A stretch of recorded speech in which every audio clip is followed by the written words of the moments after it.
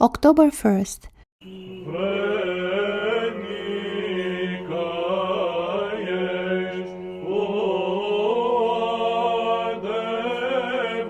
The protection of the Most-holy Theotokos. From time immemorial, the Church has celebrated the Most-holy Theotokos as the patroness and protectress of the Christian people, who by her intercessory prayers implores God's mercy for us sinners. The help of the Most Holy Mother of God has been clearly shown numerous times to individuals and to nations, in peace and in war, in monastic deserts and in densely populated cities. The event that the Church commemorates and celebrates today confirms the Theotokos' consistent protection of Christian people. On October 1st, 911 AD, during the reign of Emperor Leo the Wise, there was an all-night vigil in Blaherne Church of the Mother of God in Constantinople. The church was full of people. St. Andrew the Fool for Christ was standing in the rear of the church with his disciple Epiphanius. At 4 o'clock in the morning, the Most Holy Theotokos appeared above the people, holding her homophoria outstretched as a protective covering for the faithful. She was clothed in gold-encrusted purple and shone with an ineffable radiance, surrounded by apostle saints, martyrs, and virgins. St. Andrew said to blessed Epiphanius, "Do you see, brother, the Queen and the Lady of all praying for the whole world?" Epiphanius replied, "I see, Father, and am struck with amazement." The Feast of the Protection commemorates this event, and to remind us that we can prayerfully receive the unceasing protection of the Most Holy Theotokos in any time of difficulty.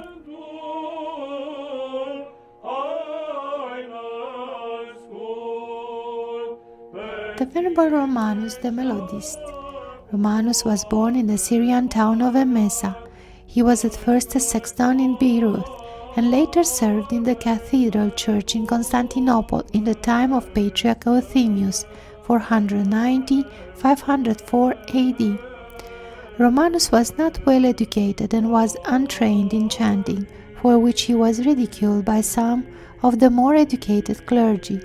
St. Romanus tearfully prayed to the Most Holy Theotokos, and she appeared to him in a dream, gave him a scroll and told him to swallow it. The following day was the Feast of the Nativity. Romanus took his place as a chanter in the ambo, and with an angelic voice sang the hymn, "Today the Virgin."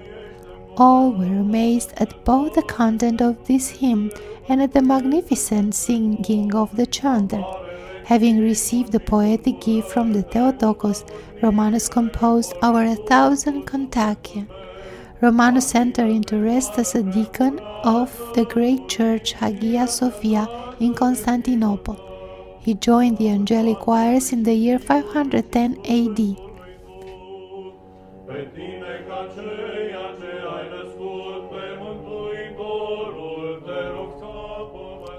The Venerable John KouKouzelis. John was a Slav from Dyrrhachium. As a young man, he was taken to the school of music in Constantinople, where he became the favorite singer at the imperial court. Fearing the flattery and praise of men, John fled to the holy mountain and presented himself at the great Lavra as a simple shepherd. He lived an exceptional life of asceticism.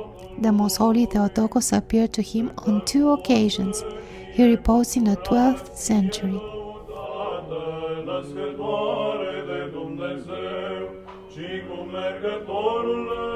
The Venerable Gregory. Gregory was a monk of the great Lavra on Mount Athos in the 14th century. Reflection. The Most Holy Theotokos has often appeared to holy men in need, sometimes to encourage them in asceticism, or to heal them from sickness, or to reveal a certain mystery to them. 2 similar wonderful events took place in the great Lavra of the Holy Mountain. In Great Lent, during the chanting of the great Akatist, St. John KouKouzelis was tired and sat down, facing the icon of the Theotokos. As he sat, he fell asleep. Just then the Holy Most Pure One appeared to him in a heavenly light and said, "Rejoice, O John! Chant and do not stop chanting, and for this I will not abandon you." With this she placed a gold coin in John's hand.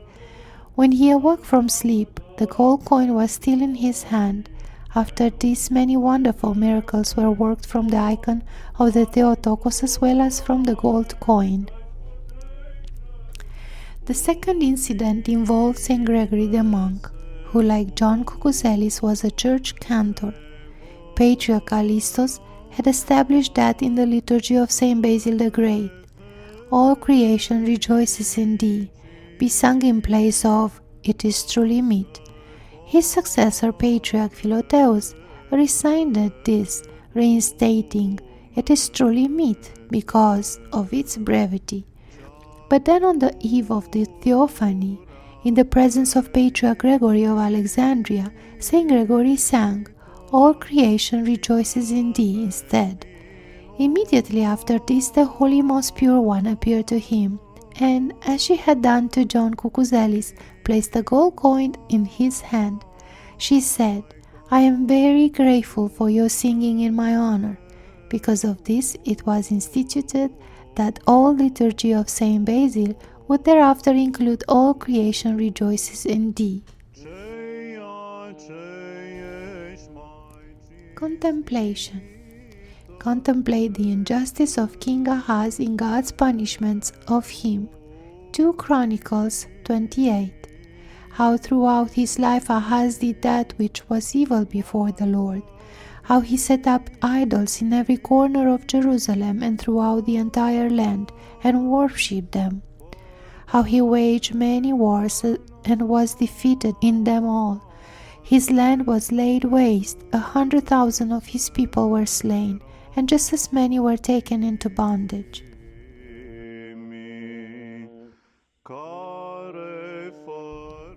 Homily on the Blessed Man.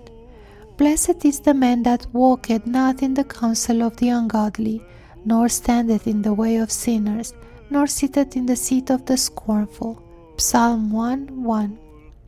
Brethren, most blessed is he who is not so hardened by sin that he can hear and fulfill this counsel of God that has come through the prophet. The ungodly are those who, in every way, think contrary to God and His will. The sinners are those who walk the path of their own desires, and their thoughts are contrary to the will of God and His law. The scornful are those who destroy themselves and others by their evil deeds.